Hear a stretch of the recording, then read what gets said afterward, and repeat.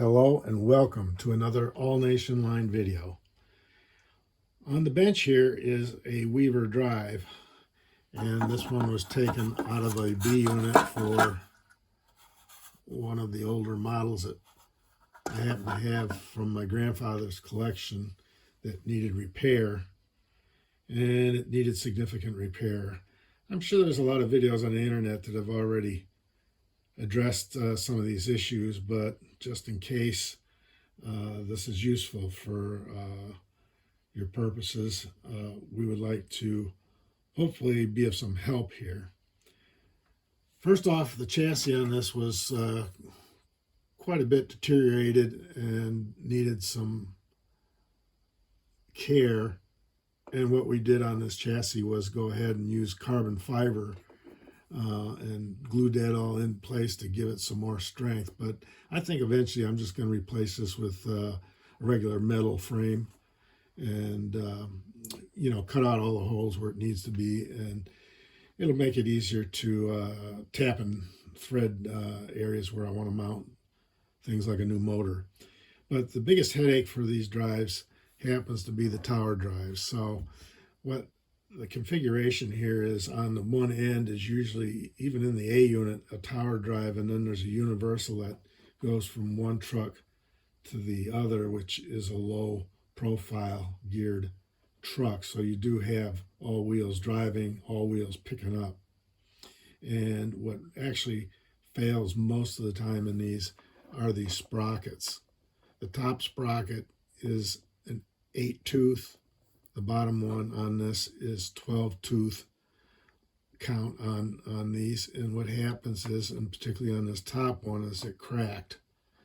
And the other feature that is probably not desirable is the fact that this shifts back and forth. So I know this unit has had a lot of miles on it, and there's probably some wear, but what this really needs is some shim rings, and the shim rings may either go on this side or on this side, depending.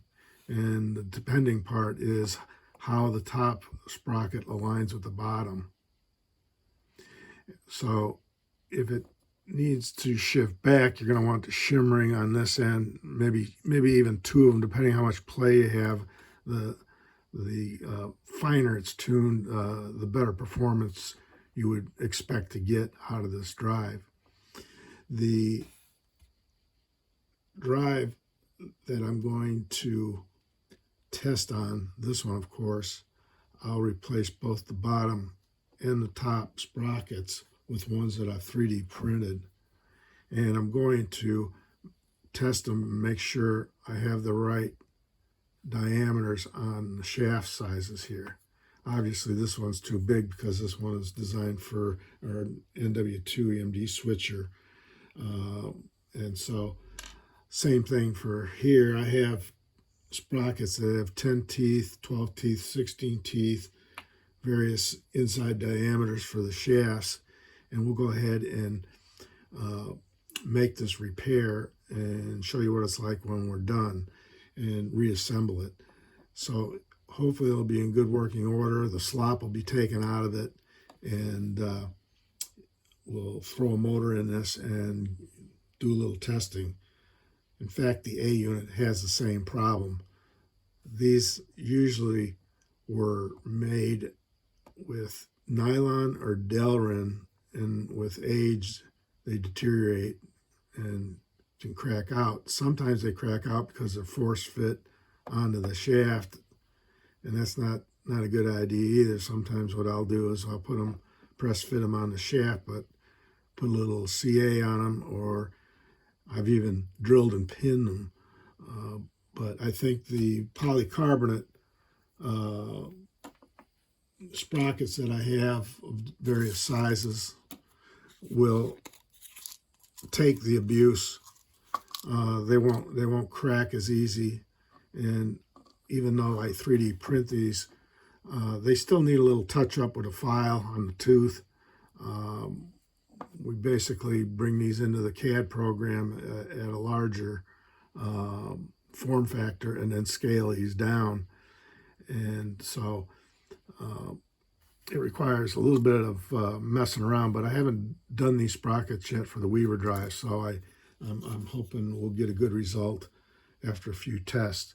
I also hope that on some of my Weaver stuff that needs repair, I don't have to put in a new tower. If I do, I'll probably use one of our own all-nation towers. I may even use some of our own bolsters, but on this one, we won't need to do that. It's in pretty good shape otherwise. So we'll continue this video after I make a little bit more progress and stitch the next piece right on to the end of this one.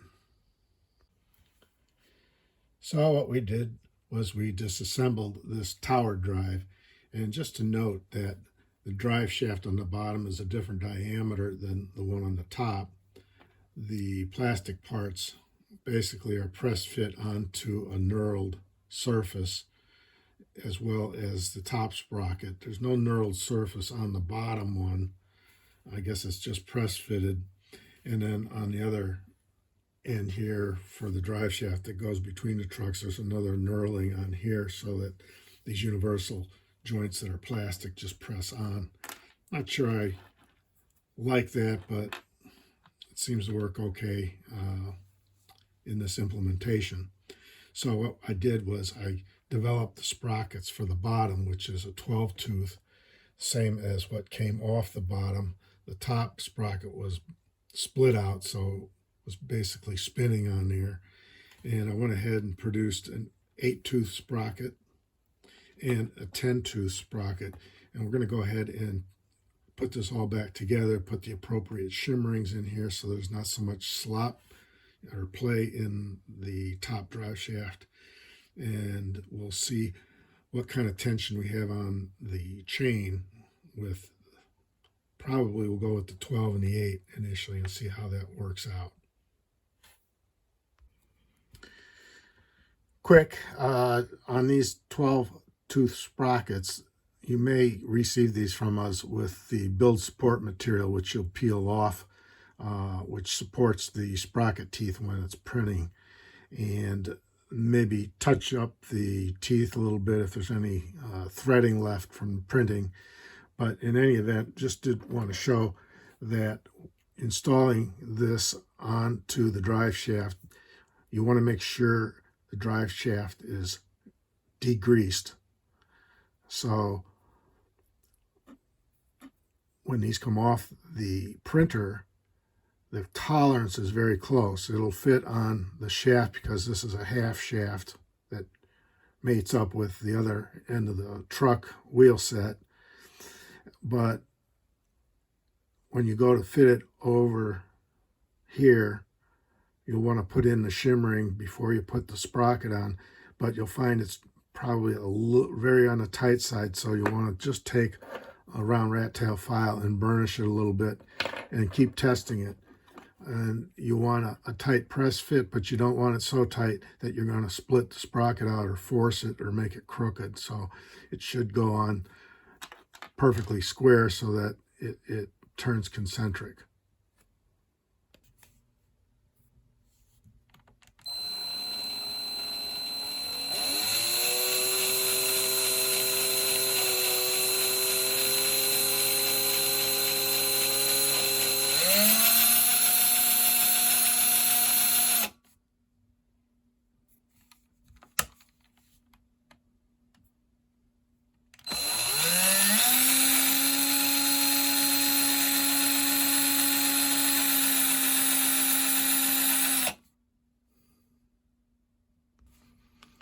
So as you can see, as I try to just turn this by hand, I'm feeling a little bit tight. And I think the reason is the problem with the gearbox itself. It's not the sprockets necessarily.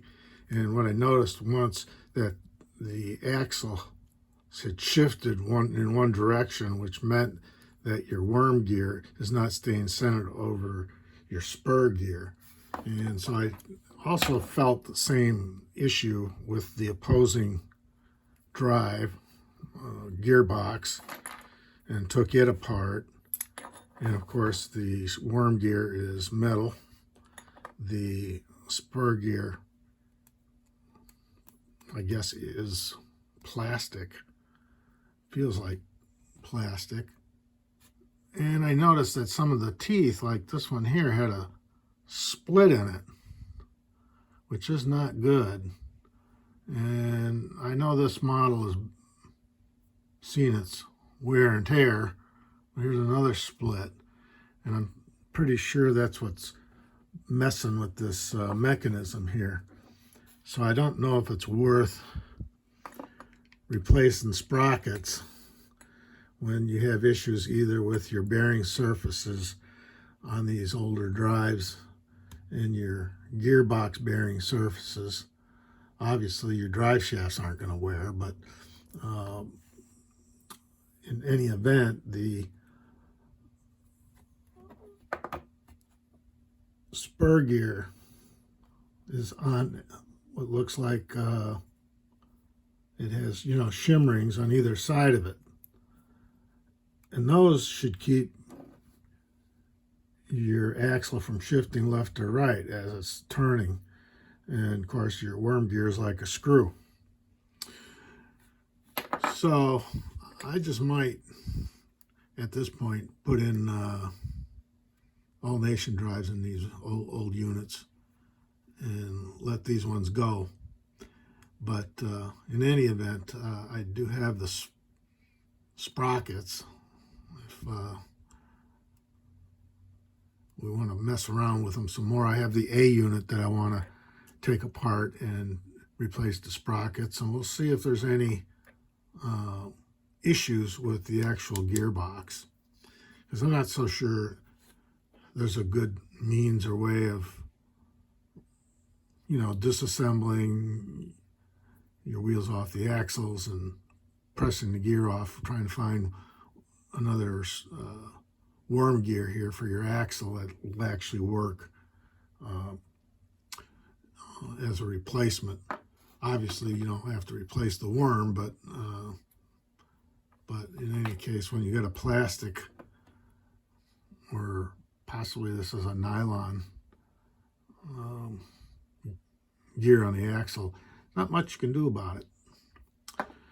So I think that really kind of concludes this video until I decide how I'm going to go about replacing this guy, unless I can come up with some better ideas in terms of making this gearbox a more precision piece in this particular implementation.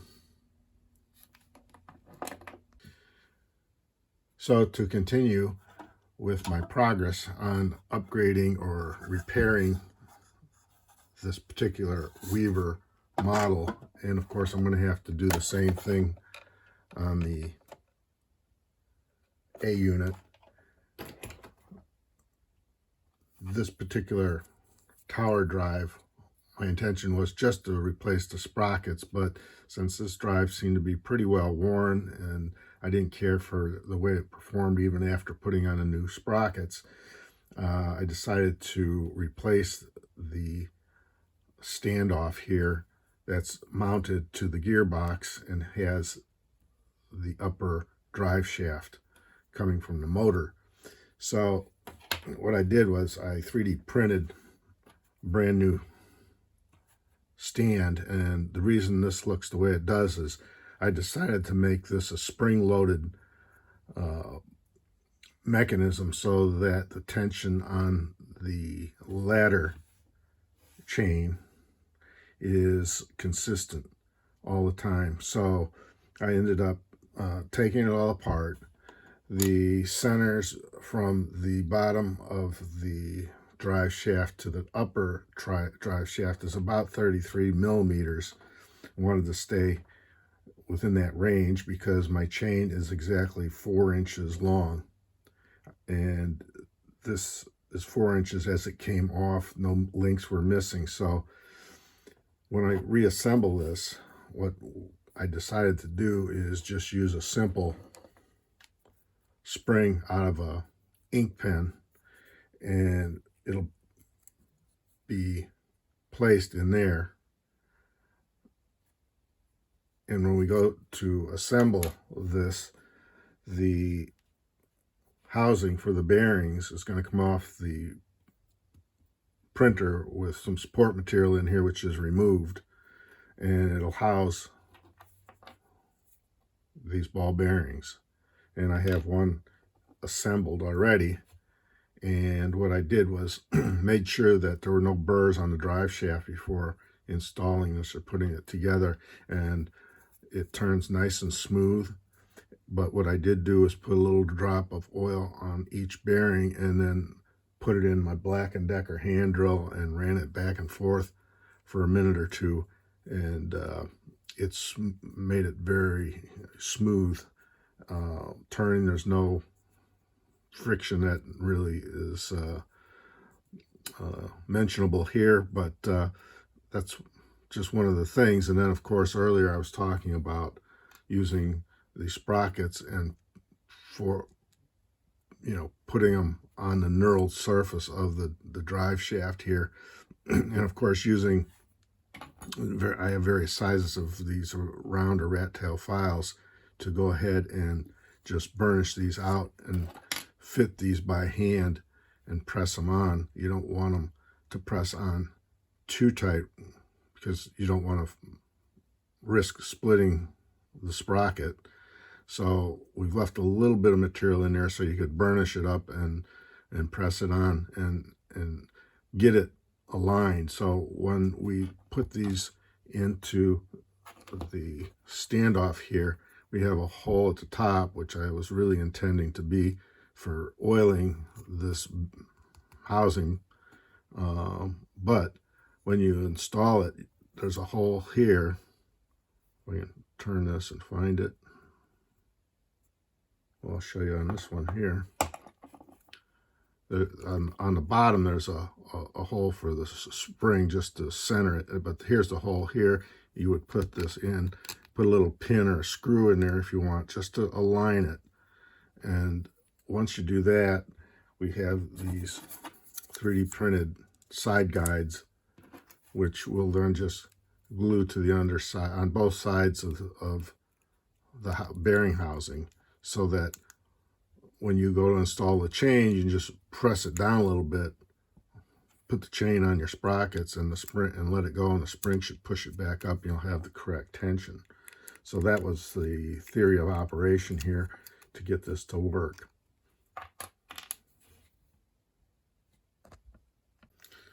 So what I did to assemble this, I used a 090 screw here just for alignment purposes. This will get the correct distance here, similar to what we had with the original. So we tried to stay as close as we could with the metrics on this. And what I did was we took this part here with 3D printed, we took the brim material off and went ahead and just laid this in on both sides, put a drop of CA and hit it with the baking powder. And now what we can do is take this alignment screw out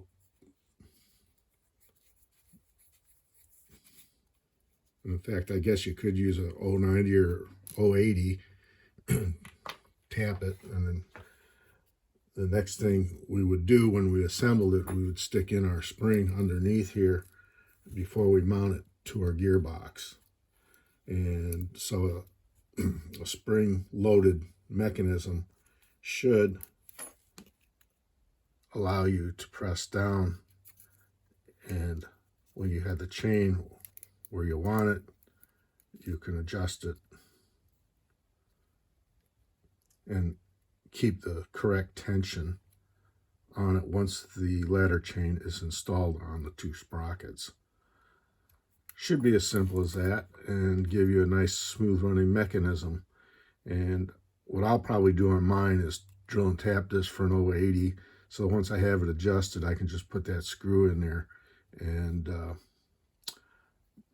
make sure that it stays in the position that I want. given the tension on the spring. Should make it a little easier to install the chain too. In any event, it may require less linkage.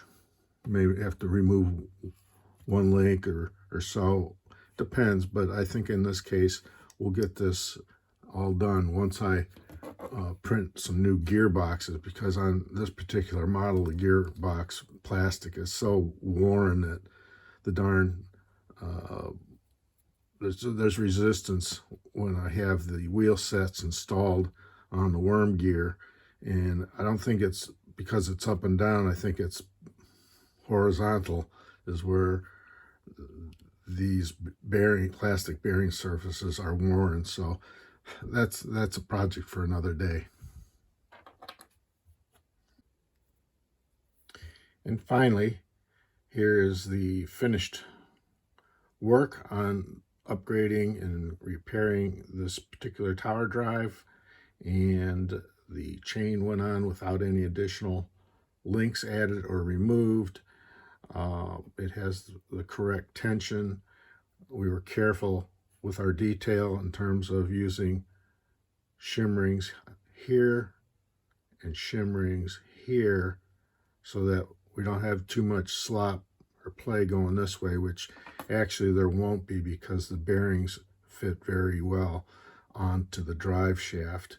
And thus you can see that with that spring in there, we can push this down and literally take the chain off without disconnecting the link in this case. Now, I think on mine, what I'm going to do is just drill this clearance hole and tap for an 080 in here. So once I get the tension on the chain where I want, I can just put that screw in there and adjust it and maintain the correct tension. So I hope you enjoyed this sort of extended video on upgrading this, and we'll make these towers available and the sprockets. Again, the sprockets are 3D printed.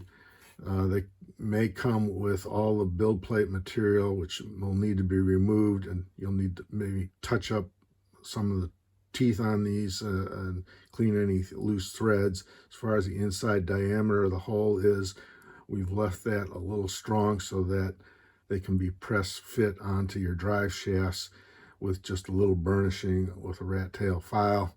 And again, I would suggest checking your drive shafts, making sure there's no burrs on there, or at least polishing up with a little emery cloth, and degreasing any parts where you plan to put some glue like I did on the face of this lower bearing here. It'll make a big difference in the adhesion, and you'll have longer life with no slippage of the sprockets on the shafts that are not knurled.